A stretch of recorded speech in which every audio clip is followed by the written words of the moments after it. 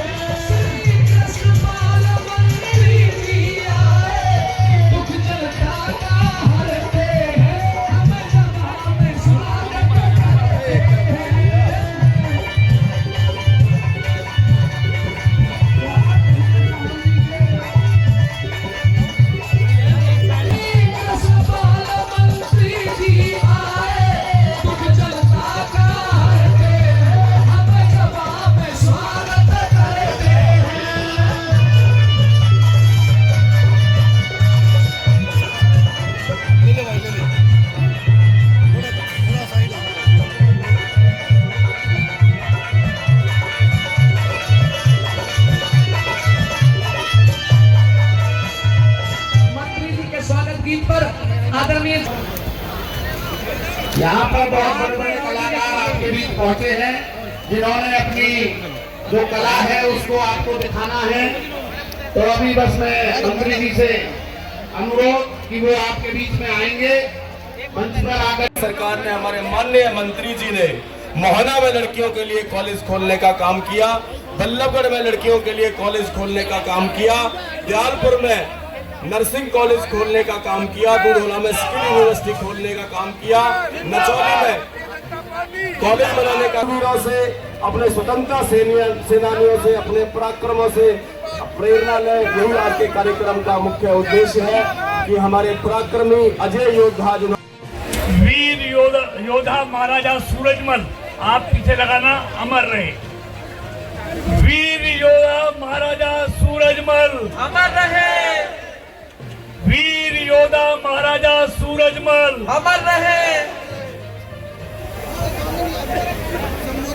आज के वीर योद्धा महाराजा सूरजमल की जयंती पर इस कार्यक्रम में विशाल सभा में उपस्थित इस कार्यक्रम के आयोजक भाई विनोद भाटी जी, गांव के सरपंच जवा के भाई विष्णु मलिक जी, जिला फरीदाबाद सरपंच एसोसिएशन के अध्यक्ष भाई सूरजपाल भूरा जी, इलाके से आए हुए सभी सरपंच साहिबान, सभी चुने हुए प्रतिनिधिगण, आदरणीय बुजुर्गों, माताओं, बहनों, नौजवान साथियों और प्यारे बच्चों, आज का दिन हम सब के लिए बहुत महत्वपूर्ण दिन है।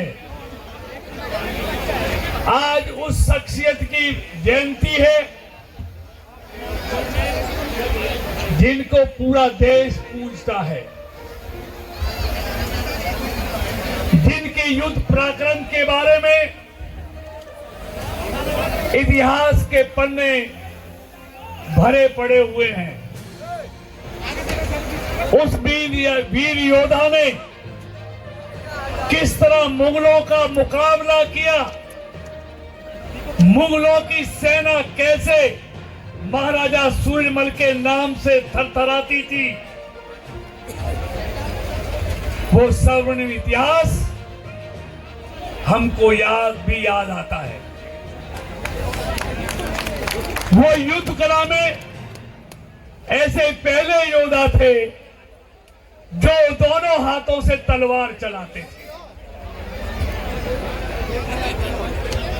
वो मिलनसार भी थे, वो व्यवहार कुशल भी थे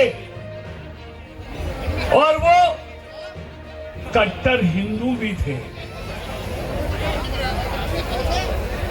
और उन्होंने मुगलों की सेना से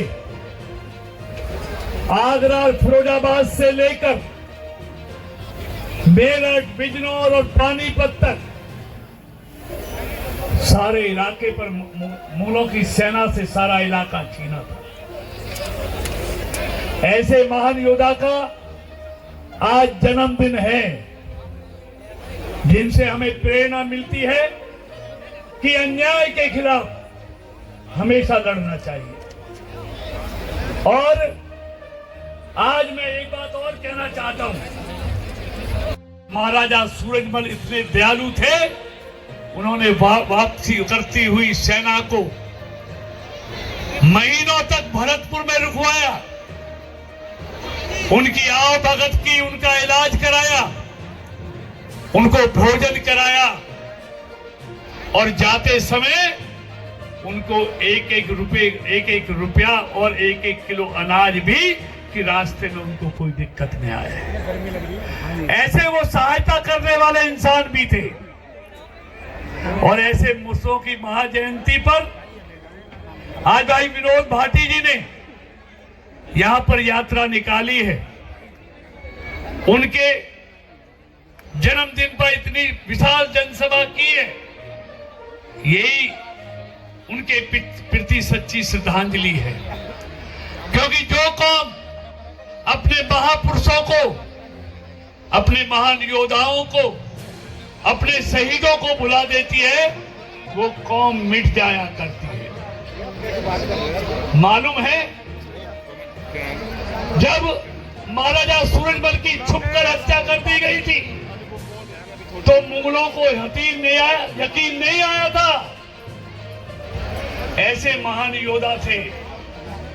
और दिल्ली का एयरपोर्ट है ना, उस एयरपोर्ट की वजह से गुड़गांव आज कितने ऊंचाई पर पहुंचा है, उसका कारण यह है, एयरपोर्ट दिल्ली का है, लेकिन पूर्वी दिल्ली से दक्षिणी उत्तरी दिल्ली से एयरपोर्ट पहुंचने में दिल्ली में 1.5 से 2 घंटे लगते हैं, लेकिन गुड़गांव को एयरपोर्ट पहुंचने में 20 से 30 मिनट लगते हैं। इसलिए दिल्ली से ज्यादा लाभ गुड़गांव को हुआ उस एयरपोर्ट का, इसलिए गुड़गांव इतनी तरक्की कर गया। हाईवे भी थे, फरीदाबाद में तो एक भी हाईवे काम का नहीं था, कनेक्टिविटी बेहतर नहीं थी। और आज ये जो जेवर में एयरपोर्ट बना है, जो हमने 65 सेक्टर 64 सेक्टर से इसको एक्सप्रेसवे से जुड़वाया है, सिर्फ जेवर से नहीं जोड़ रहा, केजीपी पे भी जोड़ रहा है, ताज एक्सप्रेसवे में भी जोड़ रहा है।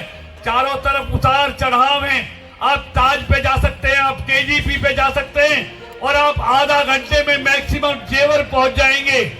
गाजियाबाद से जेवर आने में 2 घंटे लगेंगे, नोएडा और ग्रेटर नोएडा से आने में जेवर एयरपोर्ट 1.5 घंटा लगेगा और फरीदाबाद से पहुंचने में आधा घंटा लगेगा। ये मैं आपको लिख कर दे सकता हूं। इसलिए आने वाला समय ये इस एरिया के डेवलपमेंट का है। मेरी मुख्यमंत्री जी से बात हो गई है, हम नया मास्टर प्लान लेके आ रहे हैं।